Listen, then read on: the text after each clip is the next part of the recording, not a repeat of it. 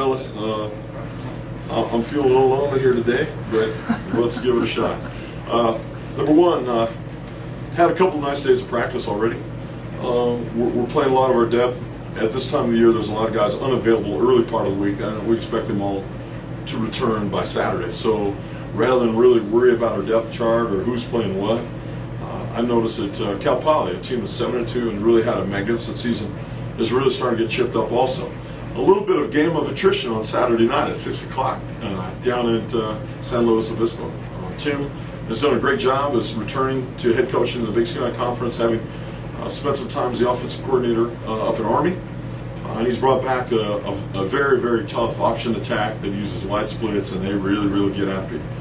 Brought us their quarterback is as good a player at his position as there is in this conference. He just doesn't do the things that other quarterbacks do, which is throw. But what he does is score touchdowns and lead his team. I like him a lot. They have a really good tailback that's rushed for 1,200 yards, and they have a very good offense. Defensively, they're very conservative. They don't pressure a lot. They keep the coverage in front of you, and it'll be, again, a test of our ability at quarterback and at receiver to earn it on every single play. Something I think that has gotten away from us since the Davis game at receiver. We want to do a better job of earning touchdowns by making every catch on every throw all the way down the field, because like we've seen the last 2 weeks, teams are playing very conservative against us in their pass rush, and they're leaving areas of the field that are wide open underneath. We've got to hit, gain yards, hit, gain yards, hit, gain yards. So I like where we're at. I like our team.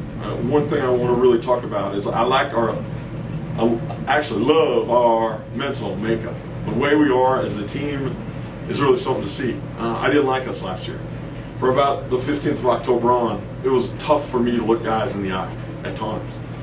This football team, I can look at every single kid, every single play, every single down, every single practice, every single meeting, all the time. And what I get back is a commitment, dedication, and a sense of brotherhood and teamness that I really like. Coach, on Saturday you talked about kind of the for lack of a better word, decline of your receivers since the Davis game. Is that a mental thing, or what is that? I wish I knew. I really do. I really wish I knew. I felt like, and I think we all felt after the Davis game, that okay, now we had set the pace, and that was going to be our SOP, standard of performance, and it simply has not. What it means, though, is that we are certainly capable of playing that way.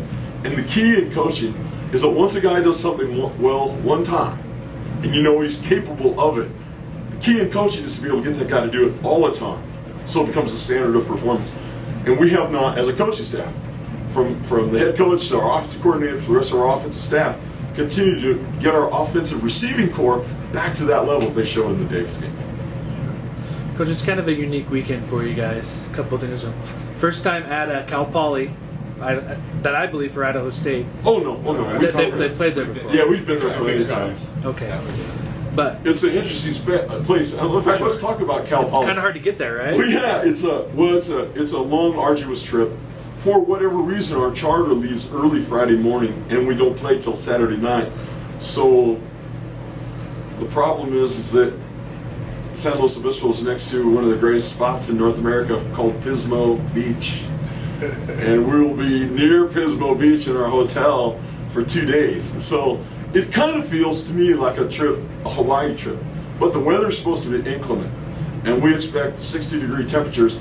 And coastal 60-degree temperatures are not like the warm, balmy 60-degree temperatures we find in the Intermountain West. It'll be freaking cold on Saturday night, and we'll have to wear all of our cold weather gear on Saturday night, and we will feel uncomfortable. With a nice ocean breeze coming in. Yeah, it's a nice ocean breeze, palm trees, and you're thinking, wow, this is awesome, but boy, am I cold. Go back to what I was saying about being a unique weekend. Roderick Rumble has a chance to make a little bit of history. Can you talk about him and what that means for you as a team and for him individually? Well, Roderick's had a rough year in terms of being unavailable for about 6 weeks. And it took him really through the guts of the season to get back into shape. And now he's starting to get a little worn out, like all of our players are in almost all of our positions, on both teams, whether it's Cal Poly or us. But Roderick's had an exceptional career. He's really only played in a passing offense for 2 years, and he's with range of the all-time receiving mark, which is a testimony of courage, consistency, and skill at your craft.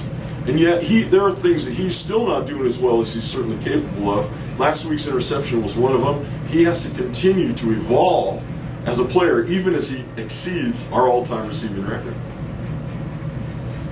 Coach, I was only going to say for the first half, but I noticed, to me, it seemed like the defense was playing much better than they had played in previous games. How do you build off of that performance from the first half that I saw to these last 2 weeks? Well, the end result of last week's ballgame was the defense was only responsible for 5 touchdowns. We gave them some penetration and we gave them field goals. Well, of course, we also contributed mightily to the block punt because that was us that was in the punt protection scheme that didn't get the block. But we didn't give up the safety. And by the same token, we are a team and we live and die as a team offensively and defensively. Yet defensively, that was clearly one of our better efforts in a really tough, long 2012 season. But it also indicates our coaching staff progress. Rudy Griffin's inside linebackers played the best they've played this season by pressing forward and getting into the play. We've just got to clear up some things at outside linebacker that gave him 2 long home runs late. We played much better at safety than maybe it was indicated by the score. And of course, Anthony Boyles played his first physical game. He's played as a wide receiver or as a defensive back. And there's just a great example of a guy 17, 18 games into his career here who is still making progress. And that's what I'd like to transfer that back to our receiving corps. We've had guys that have started a lot of games here. Josh Hill, Rod Rumble, now Cameron Richmond, and of course Luke Austin. Those guys should be continuing to make progress. I don't think we've made progress since Davis. In fact, we slid back in our receiving corps. We'll come back to the original theme of today's press conference, which is how can our receiving corps elevate themselves back to the Davis game? To me, that's coaching, and that's the science of what we're doing this week.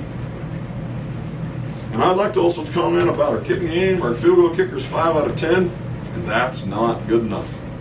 And I don't know how to read anything else into that, but obviously we've got to make sure that field goal wise we are taking care of business because while Brendan's really kicking the ball off well, I mean excellent, and kickoffs, his field goal misses haven't been close.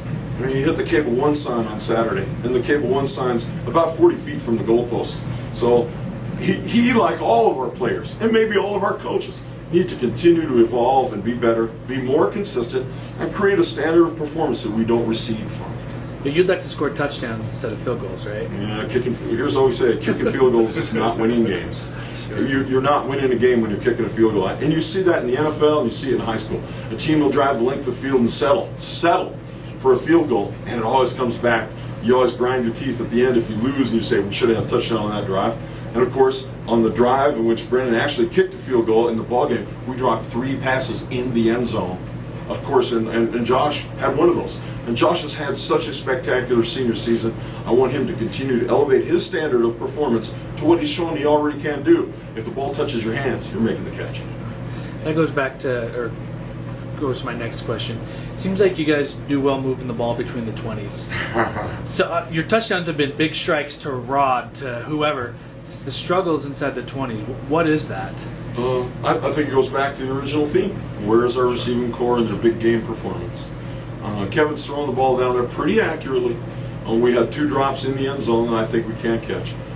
We also had a really cool route to Luke Austin late on the opening drive of the second half, in which we ran a wrong route and covered him ourselves. So we can't make mental errors in a passing game when you've played this many repetitions. You would think that there are some things that we would have imprinted into our brain that we don't ever do wrong again. If you're driving a car, you don't drive on the wrong side of the road one time, ever. I mean, so there are some things that you can apply to football the exact same way. If you've done something wrong one time and we've corrected you, I think we have a reasonable expectation for you never to make that mistake again. Yet that has happened to us repeatedly and repeatedly. And that's the science of coaching. How do you get guys to imprint into their brain not to make a mental mistake that hurts the entire team so far into their career? That's something I just don't sleep about at night. I was just thinking, I remember one play on Saturday. I think it was Luke Austin was wide open, but Yost had to throw the ball a little early. We're talking about the exact same play. Okay. Do you expect Cal Poly to rush a little more than normal? No. I do not. Okay. Let me go back to that one play, and that was the exact play I was talking about. That was the exact play. Perfect. We're on the same page. It's the exact play I was talking about. It's so frustrating to watch because Luke actually turned the safety, spun him, and was sprinting to the flag, and our other receiver was in the area with his man. And Kevin threw the ball awkwardly because he saw him at the last second. He saw the corner standing where he was going to throw the ball. He's like, what's he doing there? And that's kind of what I asked myself. The next part is, what do we expect from Cal Poly defensively? Zone, keep everything in front of you, make us work to beat you. Everybody does the same. It's been the recipe against us for a long time, Portland State included. If you keep everything in front of you, offensively, we don't seem to have enough quite consistency to crack the vault. And when you don't score 10 points a game against Portland State and against Northern Arizona, it's probably because they're not making mistakes that are giving you long plays downfield. And we've got to find a way to crack the vault by continuing to make better plays inside the 20. All of these questions today in today's conference are all integrated and interrelated into a web of mishmash of why offensively we're not able to score points. It's all very relevant. Did you get out and vote today? Yeah. No,